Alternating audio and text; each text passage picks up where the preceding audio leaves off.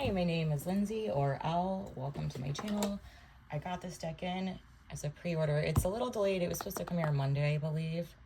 You know it's Llewellyn Publishing when the box is like obnoxiously big. I hate them. I hate most tarot boxes though, so take that with a grain of salt. I actually just saw this part. Annabelle Wen, I actually read her reviews for tarot decks online. Very cool. This artist, I don't want to mess up the pronunciation of her name. So if I do, let me see. Stephanie, nope, I'm not going to do it. She also has a Shadowscapes tarot, which is so lovely. I'm very attracted to her style of art. I've been getting into decks lately that have animal themes. So when I saw that she was coming out with a new deck, I was pretty excited. I was only able to see so many of the cards online because it's new. But it's here finally. Is this a two-piece or, okay, at least it's magnetic, but gotta move my wine. The Verdant Companion. You know, I should have looked up that word. Let me show you the box. I'm gonna zoom out a teeny bit. Oh, is that the backs? Oh no, what's this? All right, let me stop. Can I zoom out? Why isn't it letting me? So we have the magnetic side here. Through verdant woods, where secrets lie, an ancient one hails to the sky. May a path unfold to the glades where spirit speaks and truth pervades. Oh, that's cool. I want to know, oh, is this a holder? Oh, that's cool. I don't think I've ever received that with a deck. Then the cards come like this. It has something about Stephanie here. If I end up keeping this box and not rehoming it, I'm picky with decks. I won't be using that box. Anyway, I use like cloth bags usually.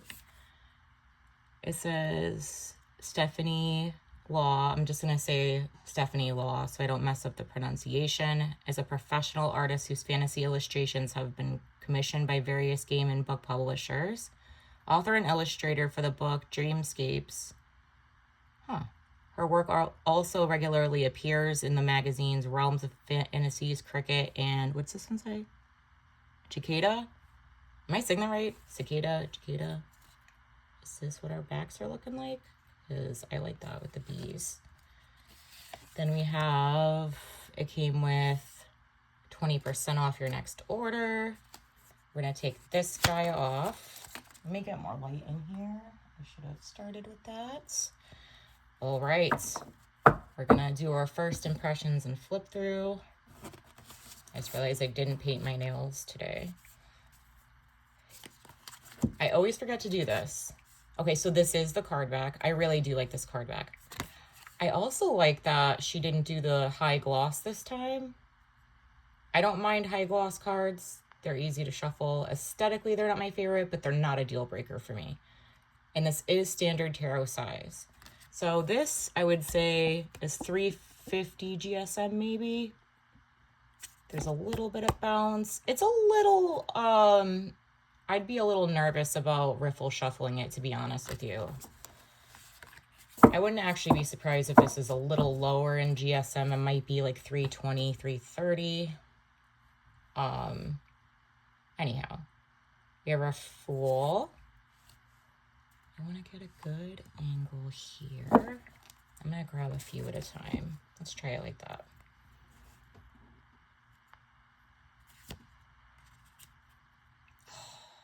This combo. The Dragonfly too. The High Priestess. That makes sense to me for Empress. Rabbit does symbolize fertility and abundance. Wait, did I say that correctly? The rabbit represents abundance and fertility. This makes sense. All right, we have the elephant for the Hierophants. So to get a look at the book, another thing Llewellyn does, their books are huge. It depends on the deck for me whether that's something I opt for or feel I need. It's very beautiful.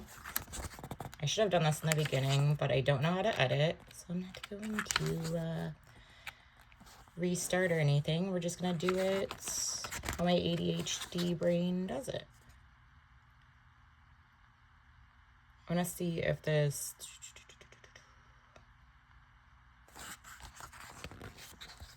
if they give us kind of a overall theme here. Oh, this is a very lovely forge. She's speaking very highly of the creator. And I do love Benna Bellwen's reviews. All right, here's the introduction. I might be here. Is a nature-inspired, spirit-infused, contemplative deck. Animals and mythic creatures guide you through their worlds to seek out in theirs what you did not find in yours. Coyote invites you along the journey. Okay, cool. Through lush, dreamlike landscapes. To initiate this new adventure, meet Falcon, Armagus, in Key 1. He gives you with the tools you need. Okay, and then it goes on. Okay. So there's our theme. So it gives you a little background here. It teaches you what the page, knight, queen, king meanings are. Breaks down some of the numerology in tarot if you're new to it. I always recommend people start with Rider-Waite-Smith as their first deck, but some people, I know somebody who started with a Pip. I don't know how. She's a genius, though, because I would have never remembered that. With some meditations. Okay, let's get to the card part.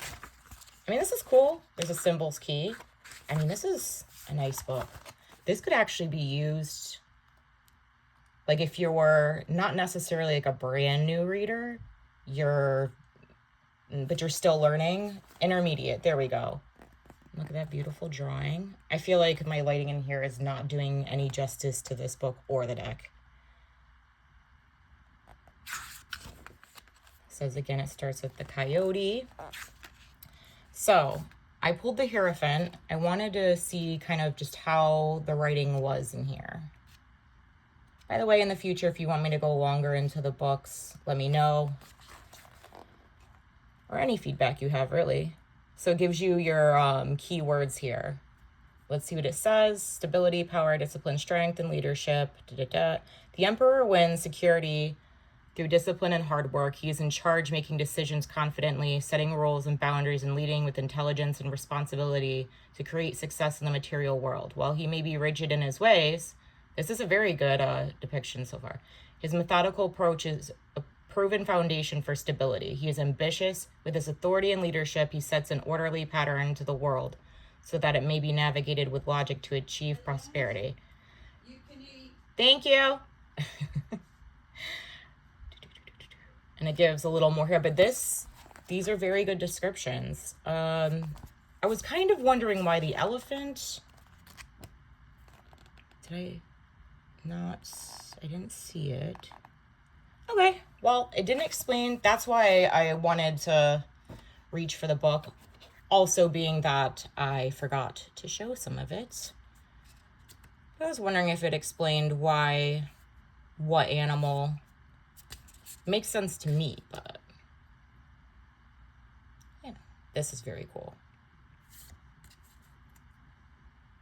Oh, I really like this. I'm gonna end up keeping this. This is so beautiful. I love her art. Wheel of Fortune with a ladybug. So we have a skull down here. Hold on, and a raven. The raven and its skull, I think. Yes, that's what it is. Ooh, that's an interesting. And then we have the serpent through the trees there. This is a very interesting one. Like, I want to know why she's picking what she's picking. Let me try this again. I've seen in decks where they like explain it in some of them, but not all of them. I don't know. Oh, wait, hold on. I am incorrect. So after that passage with the Hierophant, it actually did have a whole thing on the elephant and why it was chosen. Perfect. I love this. An elephant never forgets. That's why it was the hero. Okay. Well, now that I'm on to Wheel of Fortune, so it has our meanings that she explains. So it focuses on the serpent for this one. Cycle, turn, rise and fall, inhale and exhale. Serpent coils in the branches. Scales slide through dead wood and green sap. It is Ouroboros, self-consuming, self-sustaining. I mean, all right, okay. So this is an instance where I actually would prefer the guidebook to be big like that, because the way that book is set up is pretty dope. This is the one time I will shut up about the big, or take back what I said about the Llewellyn boxes being too big, because it had to fit that book, didn't it? Oh shit, this is awesome. I mean, her art is just stunning. Devil. So grasshopper playing a violin.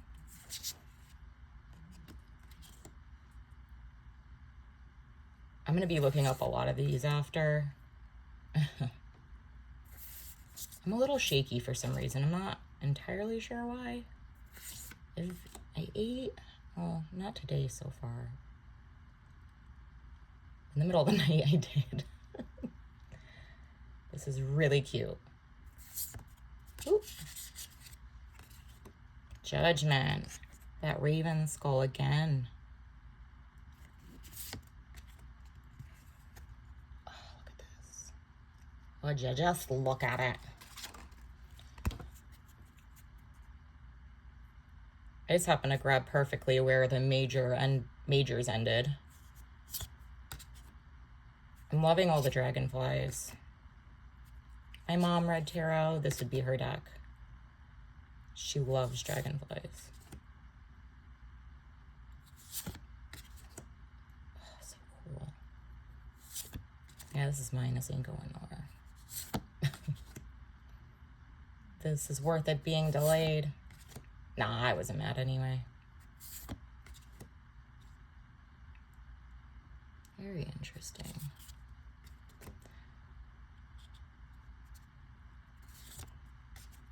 If she's going to have people in it, I hope there's a little bit of diversity.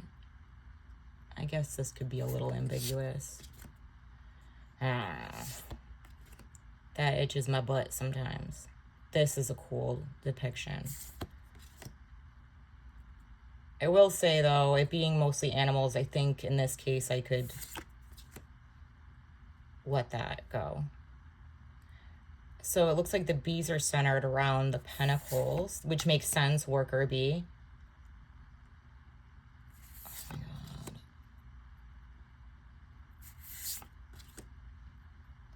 Her art almost kind of reminds me of a more intricate, it's almost like Amy Brown mixed with something else. It'll come to me. This is a great depiction of this. I had one more. Grab them.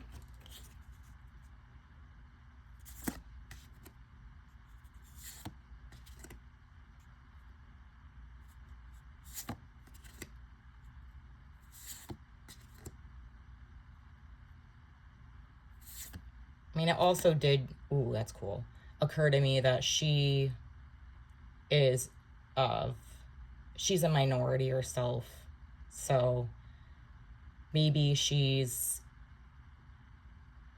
using tones as, you know, maybe because of influences in her life, she's depicting people with how they are, and everybody's, let me just put it like this, and bluntly, everybody's light-skinned in this. But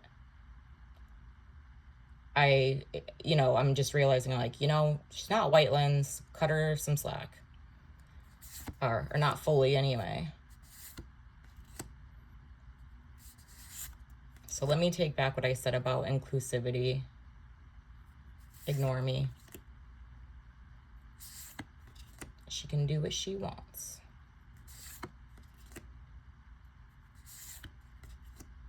These really are stunning. Oh my God. I like that she did it borderless this time too, as opposed to what she did with Shadowscapes. It feels very much, because I've heard other people say that about Shadowscapes too, like the high gloss. Well, a lot of people say that about high gloss, not hers in particular.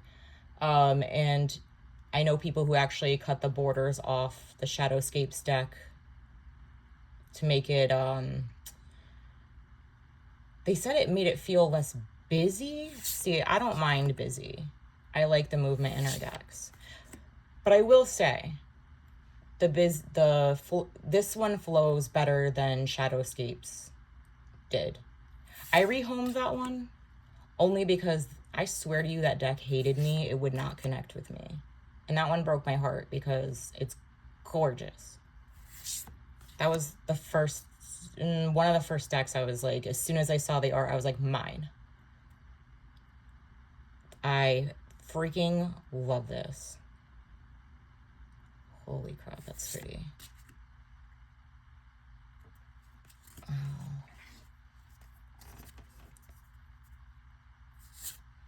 Butterfly with wands. Forgot to mention that. Again, I'm a little shaky. Ooh. I mean, these depictions are just so beautiful and spot on. Wow. Wow, this is a great Nine of Wands depiction. Holy moly cannoli. This is beautiful. I mean, every single one is beautiful.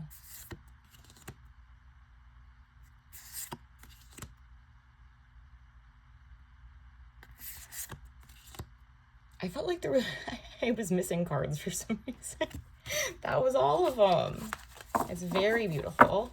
Let's see how it shuffles. Did I talk about finish? It's matte.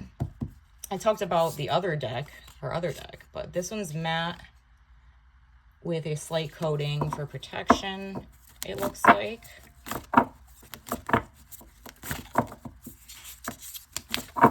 I personally like the way matte shuffles. I know some people have their opinions on it.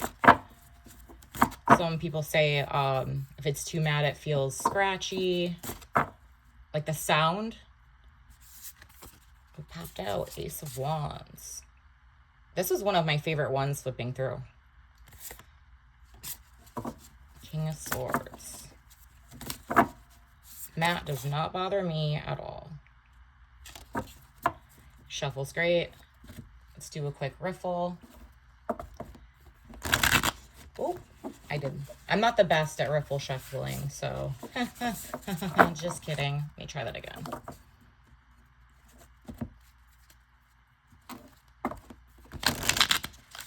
See, I'm getting a little caught there, but I think that's a me thing. It started to. I think that was a me thing, though. It shuffles nice, in my opinion. Art-wise, aesthetically, 5 out of 5. It's so cute. I'm probably going to eat it now. But yeah, this is the Verdance Tarot by Stephanie Law. And my final thoughts, awesome. If you like this video, please hit thumbs up, comment, and or subscribe so people can find me.